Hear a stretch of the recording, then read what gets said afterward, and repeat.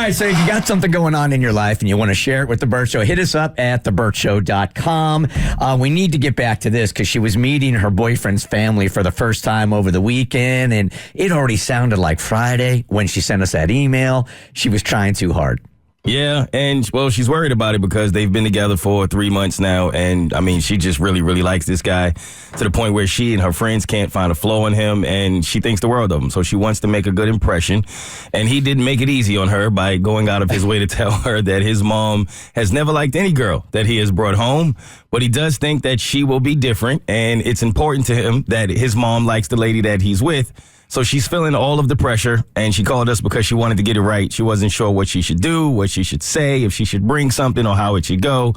So she reached out to us for advice, and I mean, we kind of told her what everybody always says. Just be yourself, and it'll work out. So here is the email that she sent us as a follow-up. Bert Show, thanks for all the advice to be myself. She also writes, I'm so terrible at that. Okay, really quick, why did she have to put be myself in quotations? Like, it doesn't need to be in quotes. Be myself. Yeah, no, it doesn't. At all.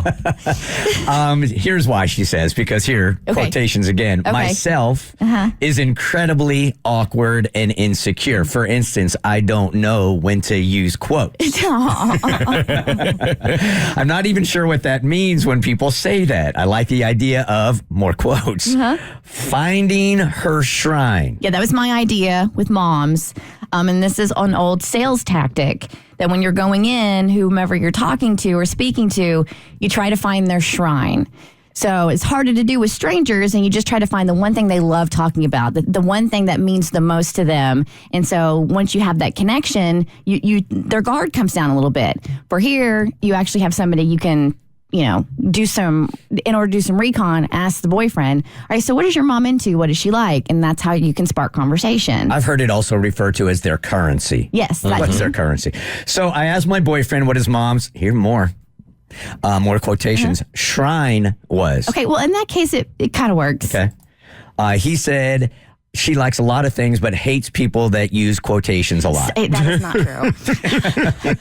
Of course, my boyfriend didn't know what that meant, and I had to explain it. After I explained and he understood, he said that his mom's, quotations, shrine was his dad.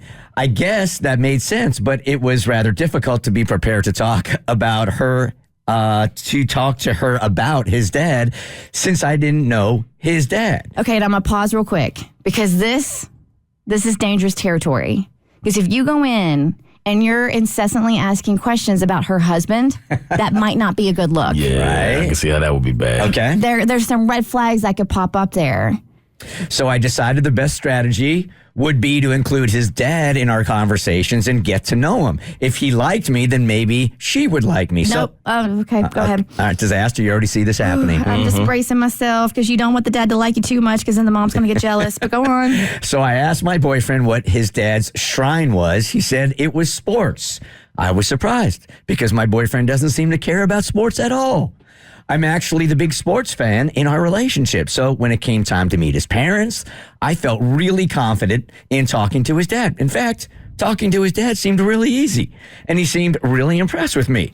He said that it was so nice to have someone in the house that he can actually talk to about it. Okay, so there it is, Kristen. That's the first red flag that mom is going to be on the defensive. He said it was nice to have someone in the house that he can actually talk to about it, which means he cannot talk to his wife about this. That is correct. Right? I thought everything was going great until it was towards the end of the night, and I realized that both my boyfriend and his mom seemed annoyed. After we left, he was very quiet for most of the car ride home and was giving me short answers when I tried to talk to him. I finally asked him what was wrong. At first, he said nothing. Then I said that I didn't think his mom liked me very much, and his response was, "Can ya blame her?" Then he accused me of practically flirting with his dad all night. That is not what was going on at all. 2 exclamation points. He said whatever it was weird and uncomfortable.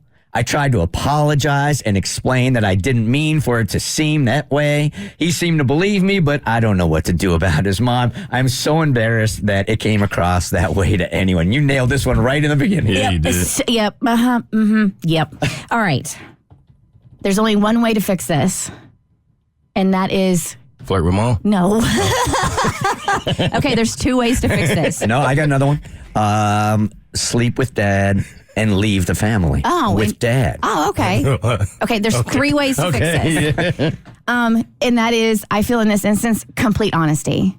Like, you go out to lunch with mom, all right? Like, and this is going to be so incredibly difficult and so incredibly awkward and uncomfortable. And I know you're going to hate every minute of this. But if this is a guy you really like and you want to remedy, and even he thought you were flirting with his dad, because one person's nice is another person's flirt, unfortunately, depending on their perspective. So you go out to lunch with mom and you be like, I want to apologize. I want to explain. I was so nervous about meeting you guys, and I got advice to find something that would spark conversation between us. And I heard that your husband likes sports, and I do too. So that's why I was talking to him about sports. I never intended for it to come across any other way. I just really wanted you guys to like me so much. I think that's super endearing. Yep. It's authentic. It's vulnerable. Fall on that sword, man. And I mean, I think you say, like, your husband is hot. No, you do not. And I did have thoughts of sleeping with him, but I just want to let you know that that's not what the sports talk was all about. I mean, and I would even kind of like write it out a little bit, be like, I have the utmost respect for you and your husband, but mostly for your son. I would never. I care about him too deeply to ever do something like that to him. Yeah, I think that's the only way out of this whole thing. I just wish I knew what flirting really was. Like, see, that would have been the word to put in quotations, and that's the one she didn't have in quotes. Like, what you mean flirt? That was the one. That was the one word, man. The Bert Show. Like what you just watched? Well, you can get a lot more of The Bert Show for free on Apple, Spotify, or wherever you get your favorite podcasts.